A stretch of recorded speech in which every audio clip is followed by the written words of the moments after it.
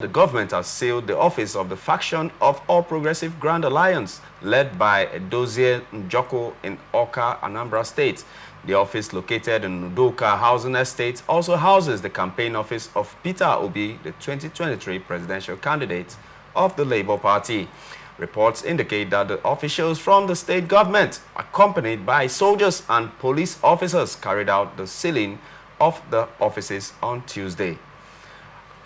Is Chukwuma Soludo, is he on a vendetta move against his political opponents? I know he has not been on the same page with Peter Obi, but also this is a factional office of APGA, also his party, and he has gone ahead to shut down the place, and that place has been known and noted to be a political terrain where even his wife, I think, has an office just around that location. But I think using town planning as an excuse, they want to shut it down, and it's going to affect a factional office of the APGA. Do you think it's political witch hunt, or is still urban development as usual? Impunity dances on the street of Nigeria naked. Impunity, you know, has unfettered access to the corridors of power.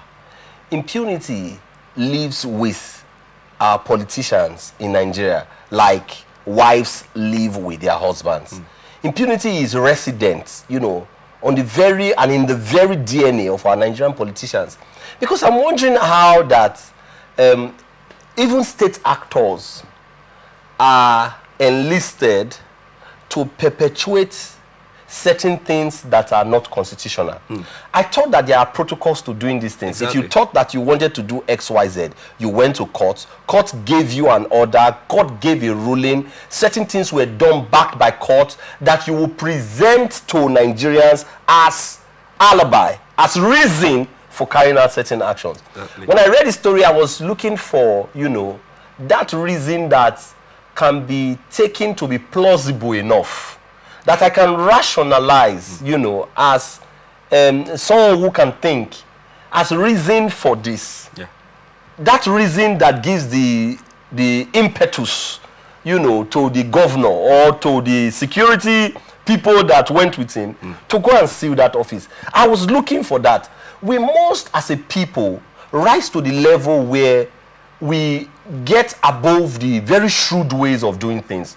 Otherwise, you will find that the society will get back to where it was many thousands of years ago, where it is going to be about force and might. It's not going to be about common sense and law anymore.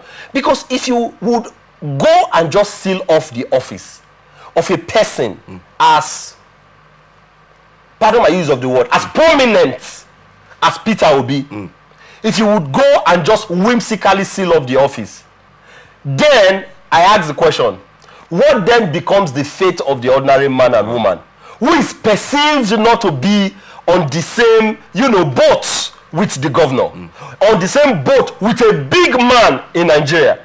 The big men can always, you know, rein in the security forces to go and do certain things that sometimes, if you looked at, you found that they were not unconstitutional.